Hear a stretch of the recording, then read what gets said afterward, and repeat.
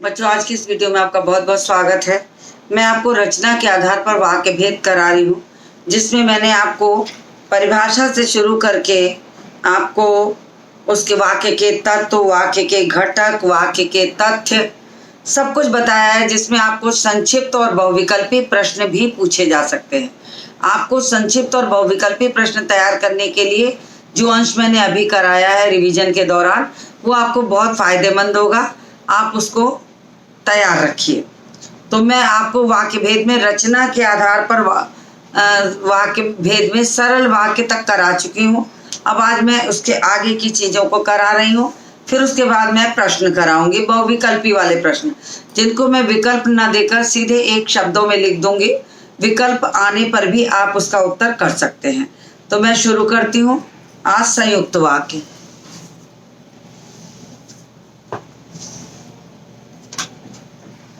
तो यहां मैं नंबर 2 लिख के लिख देती हूँ, संयुक्त वाक्य। संयुक्त वाक्य की पहले परिभाषा बता दो। संयुक्त वाक्य, संयुक्त वाक्य दो या दो से अधिक, दो या दो से अधिक, दो या दो से अधिक उपवाक्य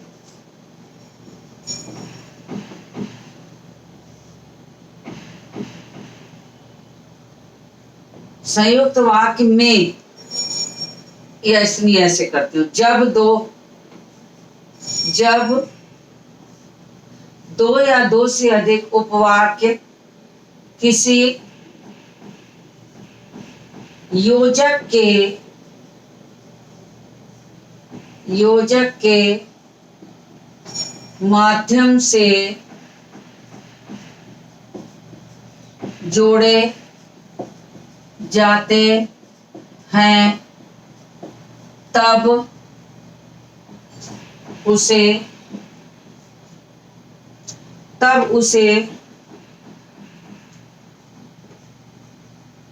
संयुक्त वाक्य कहते हैं।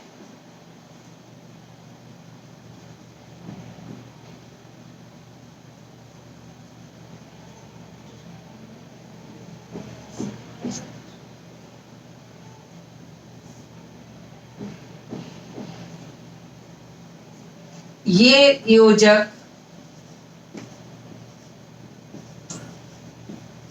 योजक दो प्रकार के होते हैं। एक को कहते हैं समानाधिकरण योजक और दूसरे को कहते हैं व्याधिकरण योजक।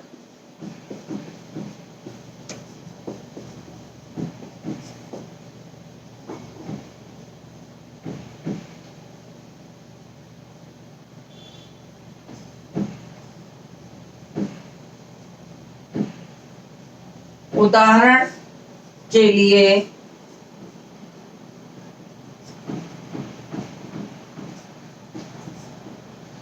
लिए और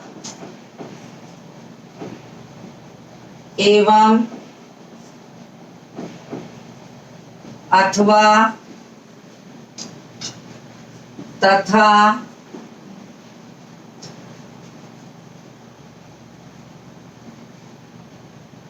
या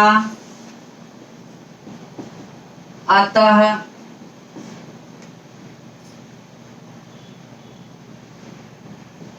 फिर भी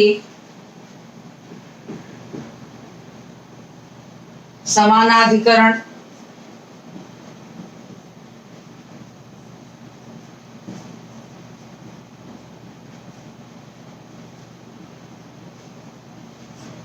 योजक माने जाते हैं।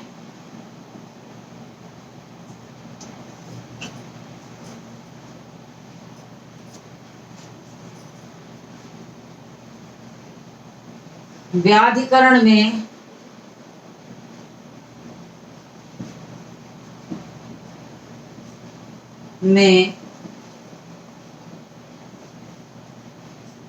लेकिन,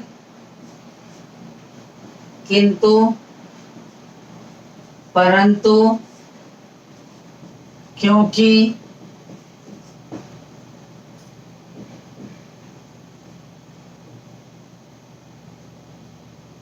नहीं तो,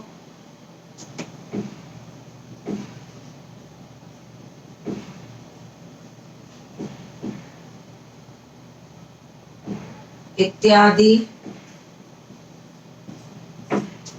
योजक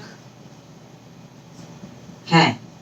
तो ये आपके दो समान उपवाक्यों को जब विभिन्न प्रकार के योजकों से जोड़कर एक वाक्य में परिवर्तित किया जाता है, तब ये हमारा बन जाता है क्या? हमारा बन जाता है ये संयुक्त वाक्य। संयुक्त वाक्य के परिवर्तन में चाहे सरल वाक्य से संयुक्त वाक्य हो अथवा मिश्र वाक्य से संयुक्त वाक्य हो, किसी का भी अगर इंटरचेंज करना है, परिवर्तन करना है, तो सबसे आसानी से जोड़ने वाला जो योजक होता है वो और होता है। और आपको कुछ करना भी नहीं है। मुख्य वाक्य को दो वाक्यों में विभाजित कर दीजिए और दोनों के बीच में और लगा दीजिए। कभी आपको ऐसी आवश्यकता लगे तो जो पीछे वाली क्रिया है उसको आगे के उपवाक्य में भी लगा दीजिए। तो ऐसी स्थिति में जो वाक्य रहता है वो समान वाक्य हो जाता है और एक योजक से जुड़ जाता है। तो मैंने ये आपको बता दिया, इसको आप समझ लिए होंगे। तो मैं अब कुछ उदाहरण भी लिखती हूँ।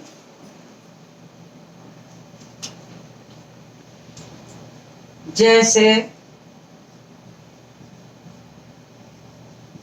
ये वजीर अली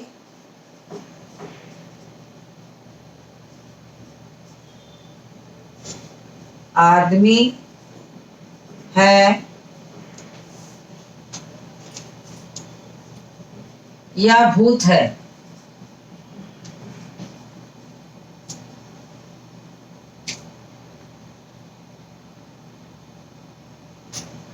दूसरा वाक्य है मुझे बुखार था इसलिए मैं विद्यालय नहीं जाऊंगी।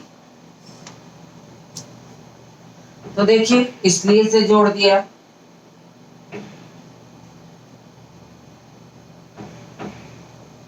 मैं रेखांकित भी कर दे रही हूँ योजक देखने के लिए कि देखिए ये दोनों योजक हैं।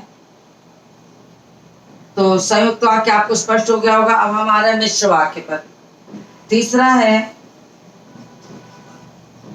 मिश्र वाक्य।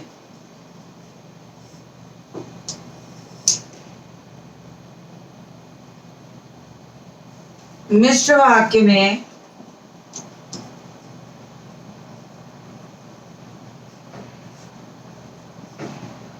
एक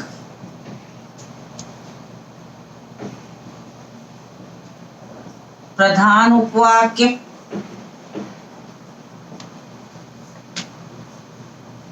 तथा दूसरा आश्रित उपवाक्य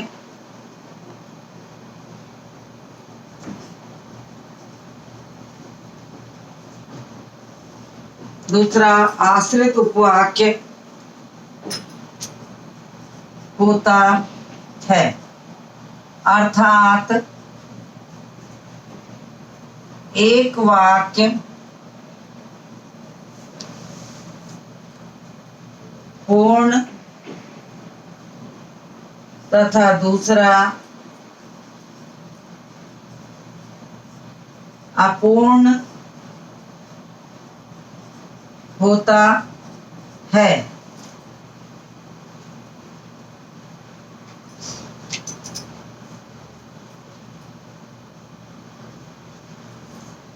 प्रधान उपवाक्य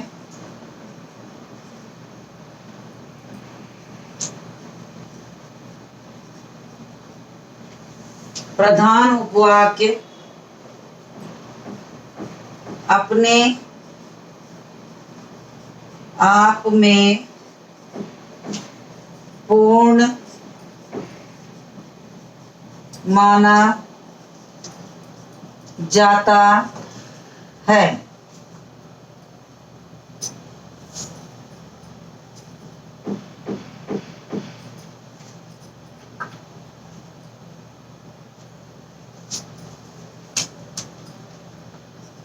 और आश्रित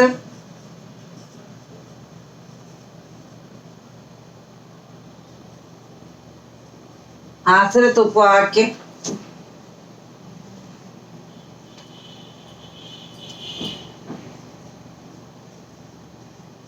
अपूर्ण माना जाता है। इसका स्क्रीनशॉट ले लीजिए।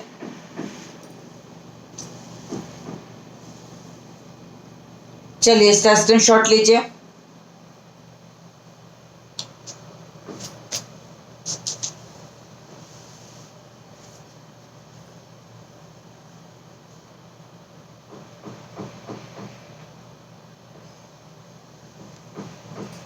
मैं इसको रब करती हूँ।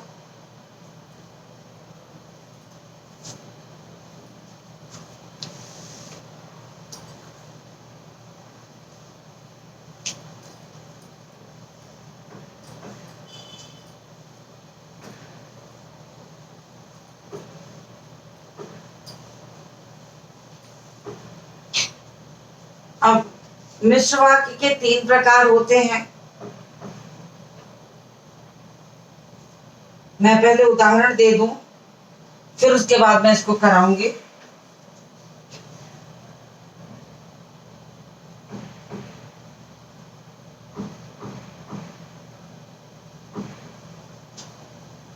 जैसे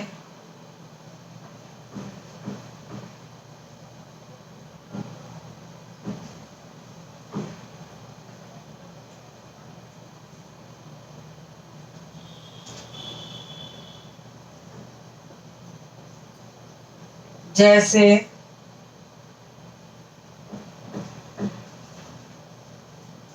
मैं भी वही भोजन लूंगा। मैं भी वही भोजन लूंगा जो मेरे पिताजी पसंद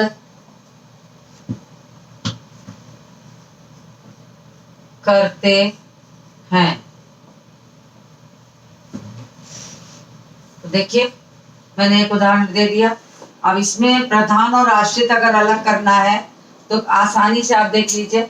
मैं भी वही भोजन लूंगा, ये आपका प्रधान है और ये आपका आश्रित है।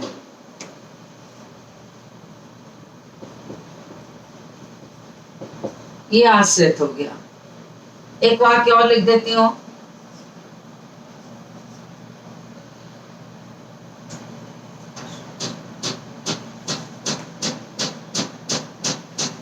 गाय ही ऐसा पशु है जो हिंदुओं के लिए आदरणीय है। तो मैंने ये लिख दिया। अब इसमें भी ये प्रधान हो गया,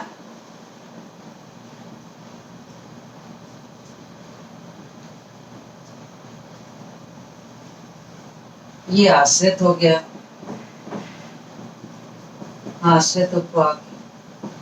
तो ये देखिए मैंने 2 उदाहरण लिख दिए बोर्ड पर और प्रधान और आश्रित अलग कर दिया। अब उपवाक्य के बारे में आपको बता दूं कि दो दो उपवाक्य हैं, उनमें से आश्रित उपवाक्य के भेद।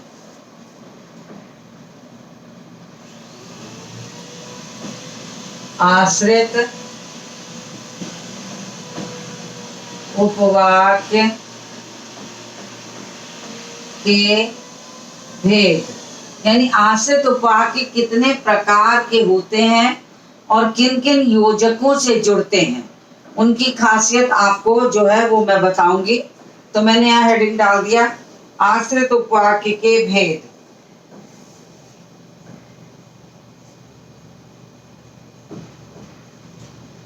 कई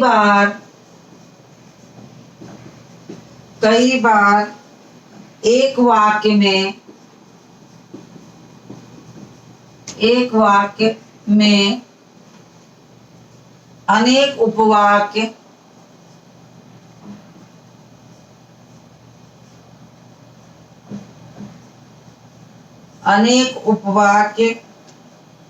होते हैं।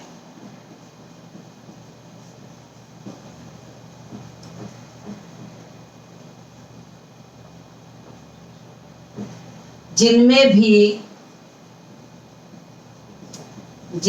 भी एक प्रधान और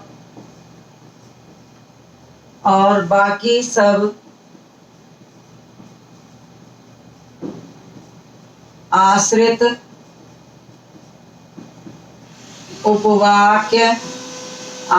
उपवाक्य होते हैं। तो देखिए ये आपको मैंने बता दिया कि उसमें भी चाहे कई आश्रित उपवाक्य हो, लेकिन उसमें भी एक प्रधान होगा और बाकी आश्रित हो जाएंगे।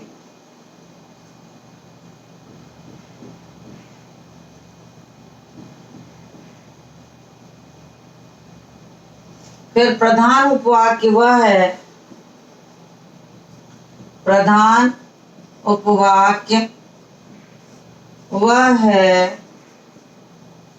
जिसमें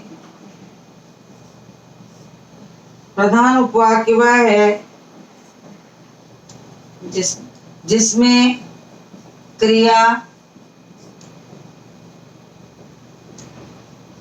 मुख्य है।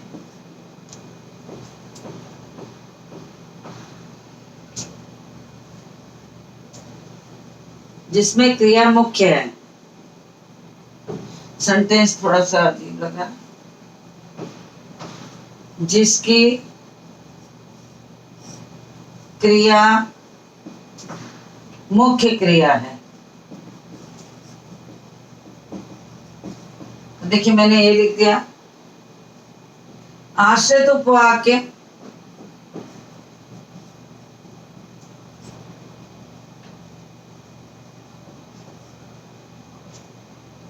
की जो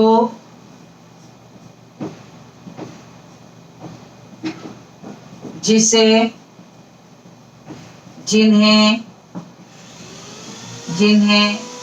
जिनको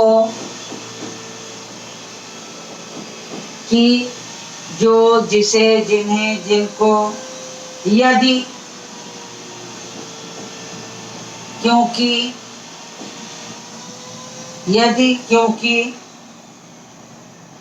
आदि शब्दों से प्रारंभ होते हैं।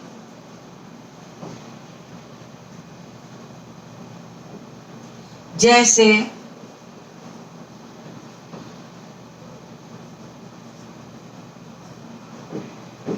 मधु स्वस्थ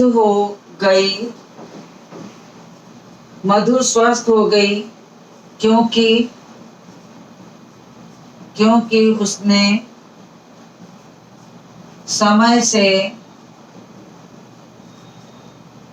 से दवाई ली।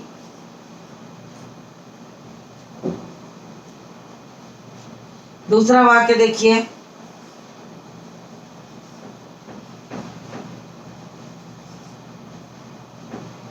गांधी जी ने कहा कि हमें सदा सत्य बोलना चाहिए। यहां भी देख लीजिए, इतना आपका स्पष्ट हो गया हो तो स्क्रीनशॉट ले लीजिए। मैं ऊपर से लिखूं, उपवाक्यों के भेद मैं ऊपर से लिखूंगी, तो मैं उपवाक्य के भेद लिखने चल रही हूं, इसको रब करूंगी।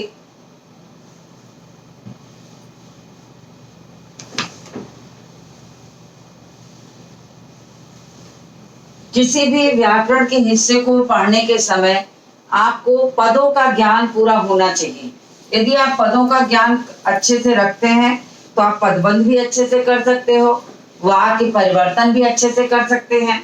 तो आपको सबसे जरूरी चीज जो है पदों का ज्ञान है, कि आपको पदों का ज्ञान अच्छी तरह से होना चाहिए। अब मैं यहाँ हेडिंग डालती हूँ, आश्रित उपवाक्यों के भेद। तो आश्रित उपवाक्य 3 प्रकार के होते हैं, यानी 3 तरह के आश्रित उपवाक्य होते हैं। पहला संज्ञा उपवाक्य, दूसरा विशेषण उपवाक्य और तीसरा क्रिया विशेषण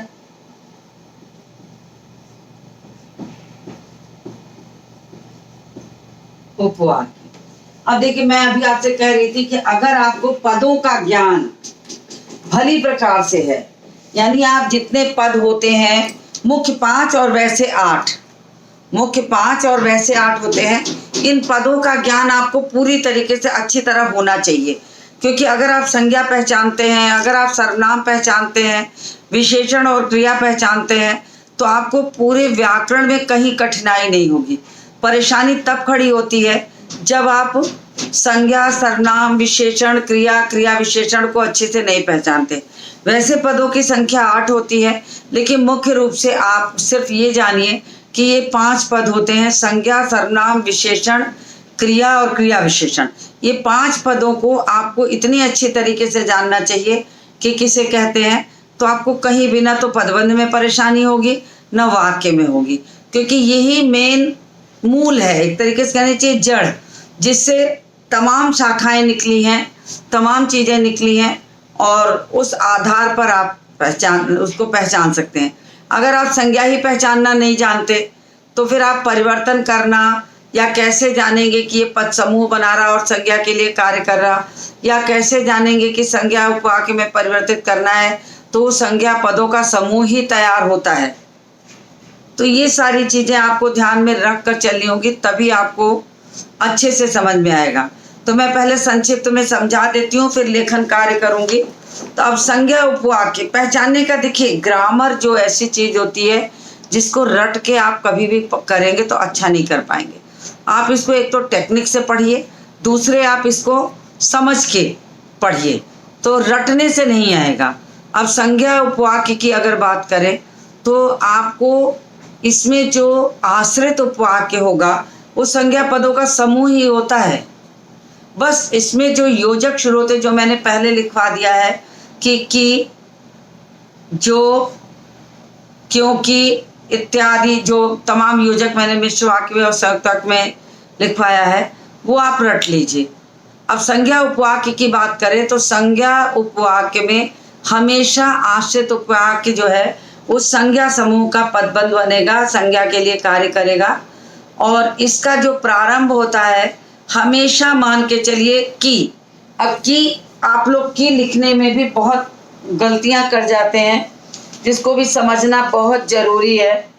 जैसे मैं समझा दूं आपको, देखिए, दो तरह का की होता है, एक छोटी ई की मात्रा लगा वाला होता है, एक बड़ी ई की मात्रा वाला होता है।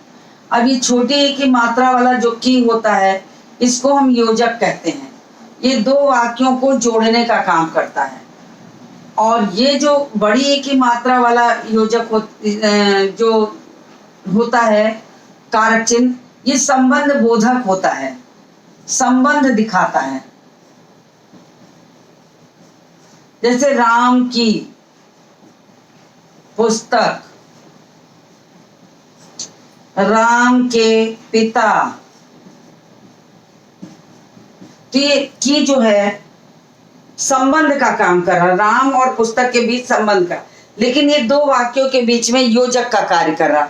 तो ये चीजें अगर आप जान गए हैं तो आपको आसानी से समझ में आएगा, अन्यथा आप भ्रमित रहेंगे कि कौन सा की इसमें लगता है। तो मैंने आज मौखिक रूप से थोड़ा सा समझाया है, इसके बाद का मैं अगले में कराऊंगी और तीनों आश्रित उपवाक्यों को कराऊंगी। तो इसी के साथ इस वीडियो को समाप्त करती हूँ और मिलती हूँ आपसे अगले वीडियो में।